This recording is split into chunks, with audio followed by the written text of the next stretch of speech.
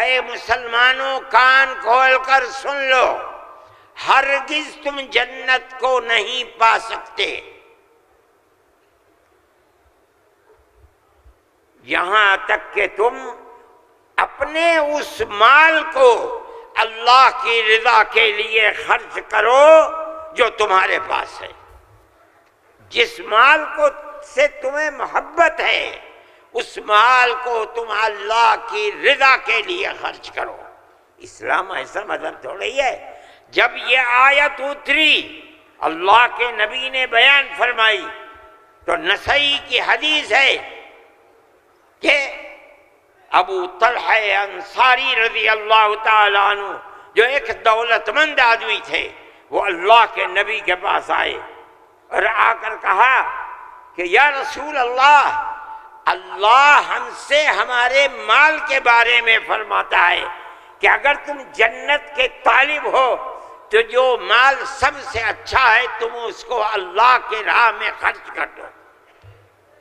یا رسول اللہ، میرا سب سے بہترین مال فلانی زمین ہے، میں آپ کو گواہ بناتا ہوں کہ میں اس کو اللہ کے لیے وقف کرتا ہوں۔ یہ حدیث موجود ہے نسائی کے اندر۔ مذہب اور کس چیز کا نام ہے؟ جو اللہ نے فرمایا وہ مذہب ہے، جو رسول اللہ نے فرمایا وہ مذہب ہے۔ مجھے حیرت ہے کہ مودی جی ہمارے مذہب کے بارے میں فیصلہ کرتے ہیں کہ وقف کے اندر وقف کا ذکر دستور کے اندر۔ ارے بابا، دستور کے اندر مذہب اسلام کو، ہر اقلیت کو اپنا مذہب قبول کرنے کا اختیار آزادی کے ساتھ ہے۔ یہ ہمارا مذہب ہے، وقف ہمارا مذہب ہے، اللہ نے فرمایا، رسول اللہ نے فرمایا۔ حدیث کے اندر آتا ہے کہ جب انسان مر جاتا ہے، یہ مسلم کی حدیث ہے، اذا مات الانسان انقطع عمله عنہ، جب آدمی مر گیا اب اس کے اندر کام کرنے کی طاقت بھی نہیں ہے، اب اسے کسی چیز کا ثواب ملتا تھا، نماز پڑھنے کا، روزہ رکھنے کا، نہ نماز پڑھ سکتا ہے نہ روزہ، مگر فرماتے ہیں تین چیزیں ایسی ہیں مرنے کے بعد بھی آدمی قبر میں چلا گیا اسے ثواب ملتا رہتا ہے۔ کیا ہے؟ اس کے اندر پہلی چیز ہے صدقۃ جاریۃ، ایسا صدقہ کر کے جانا کہ جو اس کا ثواب برابر جاری رہے۔ مثال کے طریقے پر کوئی کنواں کھدوا دیا، یہ اللہ کے لیے وقف ہے، 100 سال 200 سال 1000 سال اگر اس کنویں سے پیاسا پانی پیے گا اس آدمی کو پہنچے گا جو مر گیا 100 سال پہلے، اس نے بنوایا تھا کنواں۔ اسی لیے مسلم کی روایت ہے اور اس کے شارح امام نووی فرماتے ہیں کہ مراد اس سے وقف ہے۔ یہ قرآن و حدیث میں آپ کو سنا رہا ہوں۔ مجھے حیرت ہے کہ ہندوستان جیسے ملک کا وزیر اعظم ایسی بات کہہ رہا ہے، ارے بابا کیا زکوٰۃ کا ذکر آئے گا دستور کے اندر؟ کیا نماز کا ذکر آئے گا دستور کے اندر؟ کل کو کھڑے ہو کے یہ کہہ دو کہ نماز کا ذکر دستور میں نہیں ہے اس لیے نماز نہیں پڑھنے دی جائے گی، زکوٰۃ دستور میں نہیں ہے زکوٰۃ نہیں کرنی۔ میں سوچتا ہوں کہ اللہ، ملک کا کون بول رہا ہے؟ وزیر اعظم، اور ایسی چیز بول رہا ہے جس کے نہ سر ہے نہ پر ہے۔ ہم اس کے مخالف ہیں۔ ہم کہتے ہیں پڑھو، خود نہیں پڑھتے، پڑھے ہوں کو بلاؤ، ان سے پوچھو دین کیا ہے، مذہب کیا ہے، ہم بتائیں گے۔ ہمارا ملک ہے، ہم ہمیشہ سے اس ملک میں رہتے آئے ہیں۔ اگر ہندو کی ذات برہمن ہے، جاؤ کشمیر میں مسلمان بھی برہمن ہے۔ اگر ہندو تیاگی ہے، مسلمان بھی تیاگی ہے۔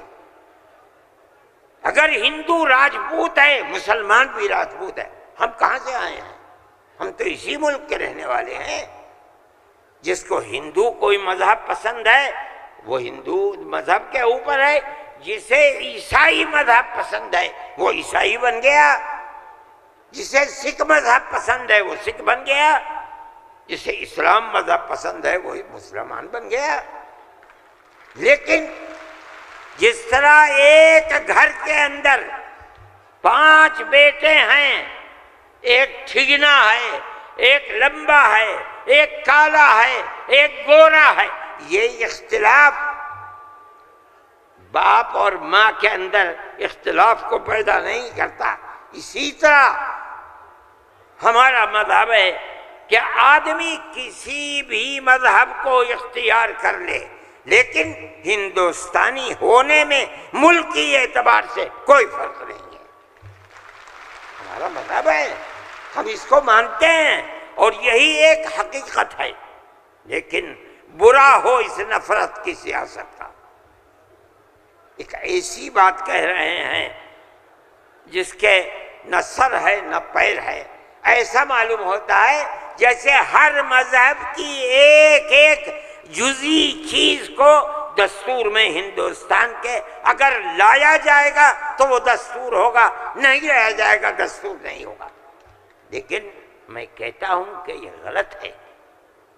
مودی جی کو ایسی کچی بات نہ کہنی چاہیے، لیکن دنیا ہے، ہر بات کو کہتی چلی جا رہی ہے۔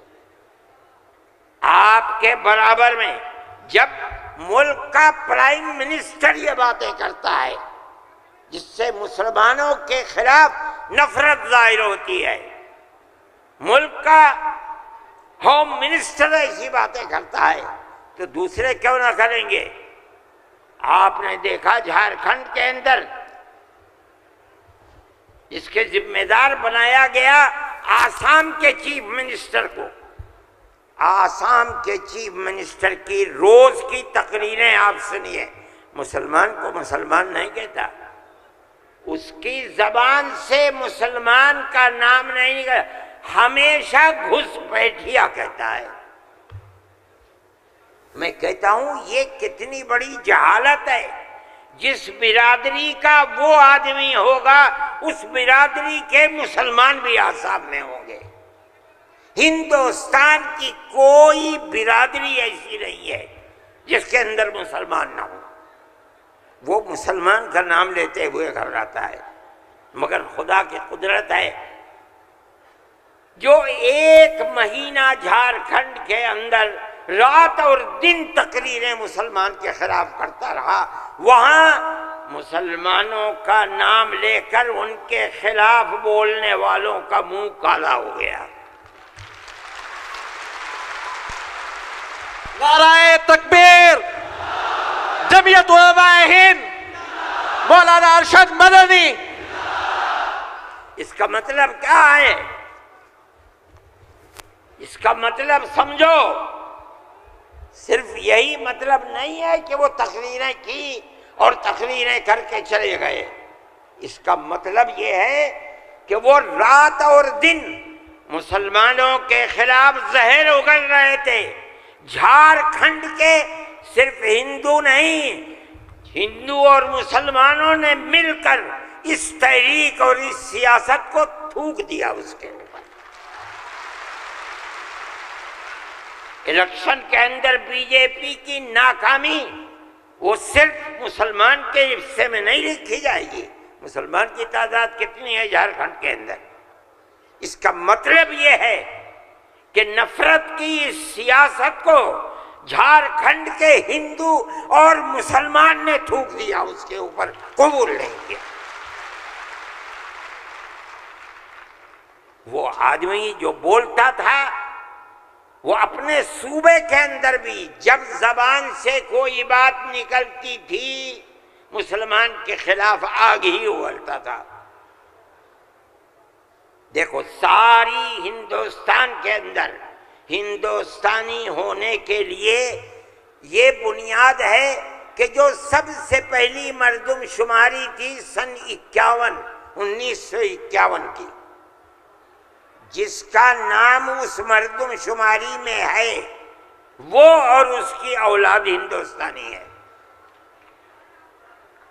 یہ ملک کے اندر ایک قانون بنا ہوا ہے، لیکن کانگریس، بی جے پی اور جو علاقائی پارٹیاں آسام کی ہیں، سب نے مل کر جب مشرقی پاکستان کو مغربی پاکستان سے الگ کیا گیا اور ہندوستان کی طاقت نے کیا، اندرا جی کے زمانے کے اندر بہت سے لوگ ہندوستان، بمباری ہو رہی تھی، بھاگ گئے پاکستان، اور پاکستان کے بہت لوگ بھاگ گئے ادھر۔ اب کیسے کہا جائے کہ ہندوستانی پاکستانی کون کون ہے؟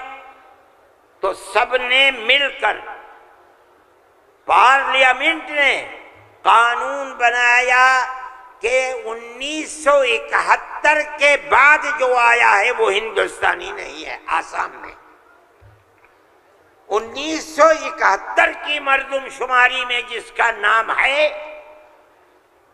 وہ آسامی ہے، اور اس کے بعد جو آیا ہے وہ آسامی نہیں ہے۔ یہ قانون بنا دیا، قانون بن گیا۔ اب یہ حلق سے نیچے چیف منسٹر صاحب کے نہیں اتری، انہوں نے کہا کہ نہیں، سارے ملک کا دستور ایک ہونا چاہیے۔ ارے بابا، کانگریس کا زمانہ تھا، کانگریس نے پارلیمنٹ کے اندر یہ اصول بنایا، اس کے اوپر بی جے پی کے بھی دستخط ہیں، علاقائی پارٹیوں کو بھی دستخط ہیں، ہم نہیں جانتے کچھ۔ اور تقریر جیسے یہاں کر رہے تھے ویسے ہی روز تقریر وہاں کرتے تھے۔ 71 نہیں 51 بنے گا، 71 نہیں 51۔ کیوں؟ اگر 51 کو بنا دیا گیا تو کم از کم 80-90 لاکھ مسلمان اجڑ جائے گا، برباد ہو جائے گا۔